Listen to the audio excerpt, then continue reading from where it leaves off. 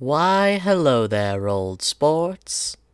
In Undertale and Deltarune, the fandom will simplify characters down to being just a single trait or revolving around one single aspect of their personality or one action they've done. This is kind of just a problem with reading comprehension, but we'll get to that later. And at least with Sans, when it comes to haha kill Sans because he slept with her mother, that was a joke. There's another character that I can't even tell if the joke about them is actually a joke or if people are legitimately being serious. Ladies and gentlemen, the Roaring Knight, or the Roaring Fraud as some would call them. Real quick before we get into the meat of the video, I'd like to acknowledge that yes, I am aware that much of the discussion around the Knight, of them being a fraud specifically, is a joke, and I'd also like to bring up that I am playing up my reactions and anger for the sake of comedy within the video, so please do not be concerned that a actual person is getting this upset about a funny video game character, because yeah, I'm not, I'm playing it up for comedy. Anyways, the Roaring Fraud joke began pretty shortly after chapters 3 and 4 were released for Deltarune. Now, I could probably spend a couple hours trying to figure out who came up with the term or where it was popularized, but I don't feel like doing that, and even if I did, it's probably not a reasonable accomplishment, or I mean, like, it wouldn't be a reasonable task to try to accomplish. Because of how big the fandom is, I feel like it would be very hard to find the origin point of the name of the joke. However, the name of the joke isn't as important as its meaning. Now, the meaning of the whole Roaring Fraud joke is basically just that people think the Knight isn't as strong as it's supposed to be, or that it's badly written because it only wins during plots-based scenes like cutscenes while you can beat it in a fight, etc., etc. Now, I'm not going to try to explain a joke because I'm pretty sure it's very self-explanatory, and if you know the basics about Deltarune, or if you're just even slightly engrossed in the fandom, you understand the gist of the joke. The point of this video, however, is to just go over why the whole Roaring Fraud joke irritates me to such an irrational degree, because I'm a YouTuber, and complaining about things is like junk food to me, so let's get into it. After I talk about the few reasonable points the joke has. First of all, I do understand why some people are caught off guard that we could even hold our own against the Knight for as long as we did. And I understand why some people think it's interesting that we had a fight with it this early on. Now, there's two plausible ways I feel like the Knight fight could be followed up on with its character. The first one being that we fight it again. We have a rematch where we all go more all out, where we're stronger, we might have more, like, weapons or better armor. The Knight might get to go to a phase 2 or 3 sort of situation, because when we fight it in Deltarune, we only get it down to around like 75% of its health, maybe, because we don't even know how much health they have. It's kept a mystery from us, so that's interesting.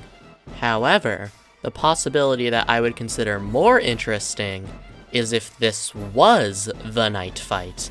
This was the one fight with the Roaring Knight that we got, because maybe this is just me thinking about Gaster too much because I'm a Deltarune theorist somewhat, but I would not be surprised if the Knight isn't the final challenge we have to pass. The fact that the Knight is supposed to be the harbinger of the Roaring along with the Titans, and then the fact that we've already beaten a Titan, because even if Gerson hadn't appeared, or I mean, like, even if we have to fight Titans again without Gerson, now that we know how to do the whole just throw yourself into the pit of it with the soul and use the light to just annihilate it, I feel like the Titans will be a manageable threat now, to some extent, at least 1-on-1, or 3-on-1, I guess, in this case. The Knight is, well, a knight, and even though chess theory is dead and buried, I wouldn't be surprised if the Knight had some sort of, like, ruler or person they answered to, because they are a knight. Now, even if that isn't necessarily king as in the Chaos King, I wonder if there's another king or a king-like figure that we'll run into eventually, whether that be Gaster, Friend, and whoever. All of this to say, I think it's completely reasonable to feel like something is fishy with the fact that we've already gotten a Knight fight and a Titan fight, and we haven't even hit the Chapter 5 yet, because Chapter 5 implies we're getting into the bunker, at least that line from Susie saying we're getting in there tomorrow. So I wouldn't be surprised if we did get into the bunker in Chapter 5, but again, that's just me guessing. Okay, now that I've explained what I think is reasonable about the theory, I'm going to talk about why it makes me so irrationally frustrated and angry, and it just makes me think, wow, I feel like I'm one of the only Deltarune fans who actually reads the dialogue, or just has basic storytelling understanding. Again, I would like to repeat that I am aware lots of the comments that are being made are jokes, but I legitimately had an argument with someone where they said that, oh, this is bad writing, Toby is writing a bad antagonist here, because the knight isn't a threat.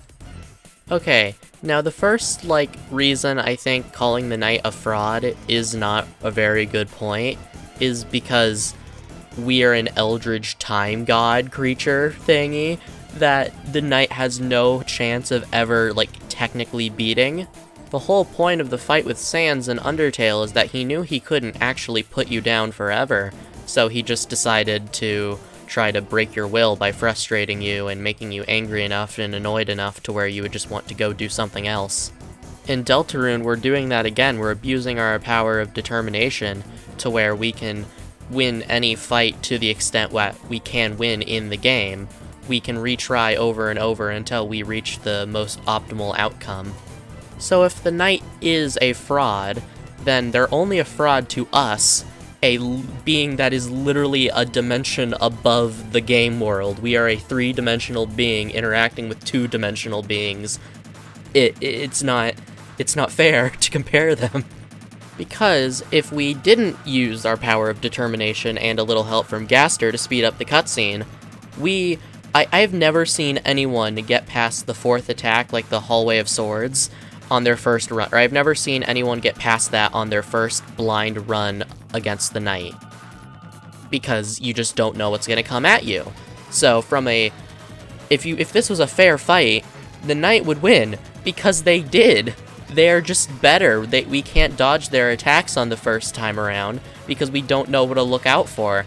Because theoretically, the only reason we win is any of these fights is because we're basically we can force the timeline that moves forward to be the one where we win. We only continue in that timeline where things go well. I forget where I first heard this phrase, but my favorite response to the whole roaring fraud idea is that never ask a roaring fraud claimer how many tries it took them to beat the knight before they won. Because I think that just kind of shows how silly it is. I think the whole roaring knight joke is just a fandom-wide coping and seething effort, because the knight is the hardest fight in either of these two games at the moment, and it's annoying because some people got humbled because they felt like they'd be able to take on any fight that this game could throw at them, and then they had a fight that actually challenged them, and they struggled, and that made some people salty. Now, of course, this also requires you to ignore one very crucial detail. We didn't win the fight with the Roaring Knight. We survived long enough to chip its blade. I see a lot of people going around saying that we won the fight with the Roaring Knight, which is just categorically false. We don't even know how much HP it has, canonically. We just lasted long enough and weakened it enough to where it dropped its guard. Because reminder, even before this, Susie and Ralsei's attacks were doing pitiful amounts of damage compared to what they usually are, implying the knight has a ridiculous amount of defense. So it's very much possible that we just caused it to drop its guard, and actually getting a solid hit on it just kind of knocked the wind out of them for a moment. Because regardless of if you want to write off the swooning of Ralsei and Susie after the fight as like a Chris slash thing theory, if you want to support that theory, that's completely fine, because the knight grabs Undyne and drags them all the way to the bunker right after the fight, so it shows that they weren't really too hurt by the encounter. And by Chapter 4, when we see the knight again, even their sword is repaired, so it kind of gives me the whole all that effort for a drop of blood vibes from Avengers Infinity War. It's like we took all that effort, we fought for so long, and we just brawled, and all we could do is chip the knight's blade. And even that wasn't a permanent slowdown because they could just resummon it or replace it or whatever.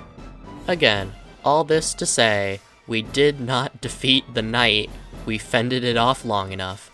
And this is where I'm going to transition into the next part of the video of why this might happen from a writing perspective. because from a gameplay perspective, I feel like it's pretty simple.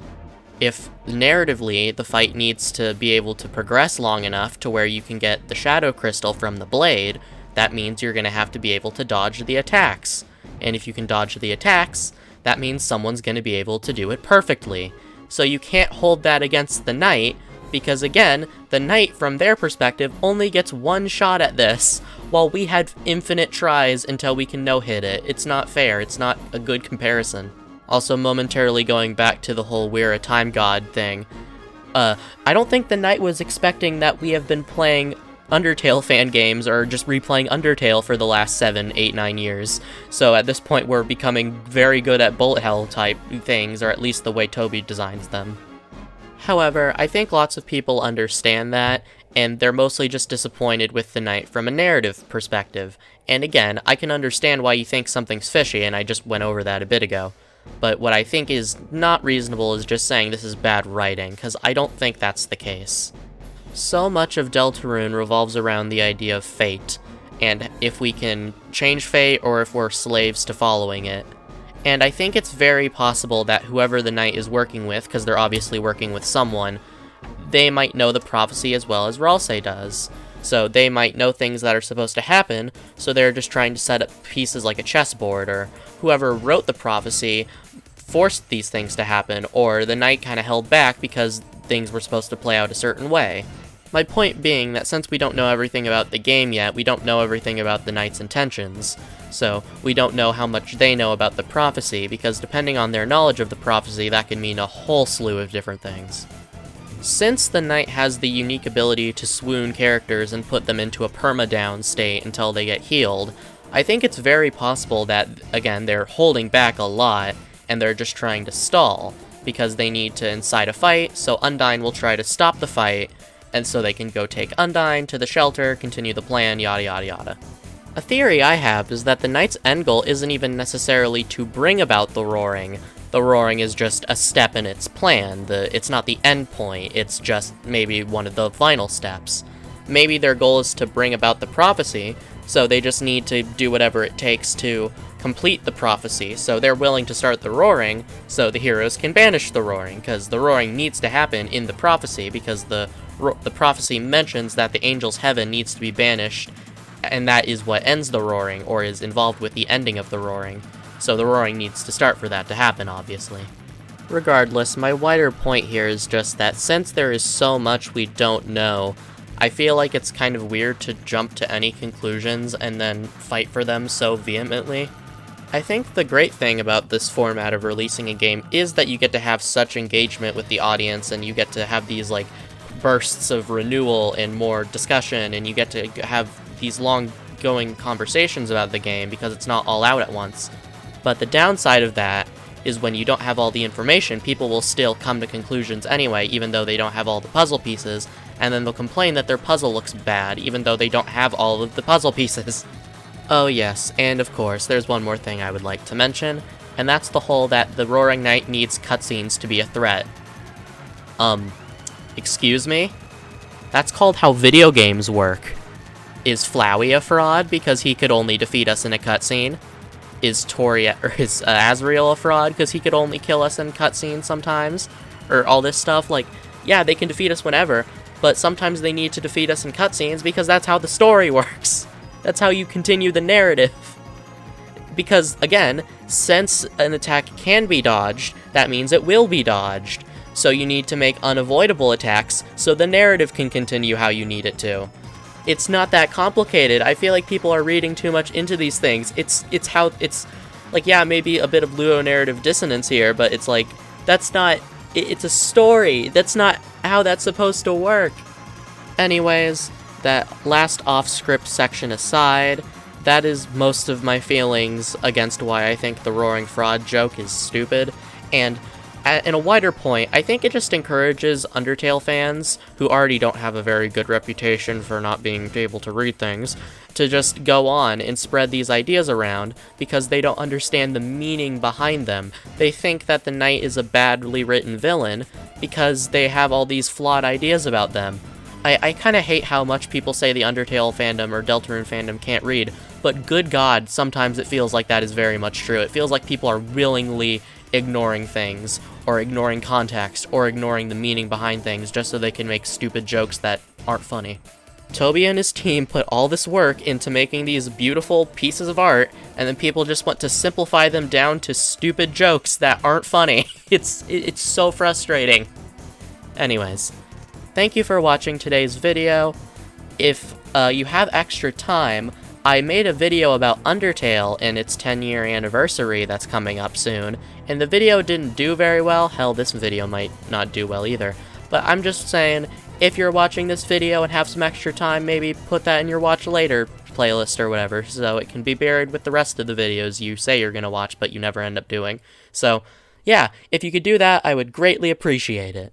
I spent like 2 or 3 months on that video, and it barely got a third of the views of a dumb shitpost I put together in 30 minutes, so that hurt my ego a little bit, I will admit.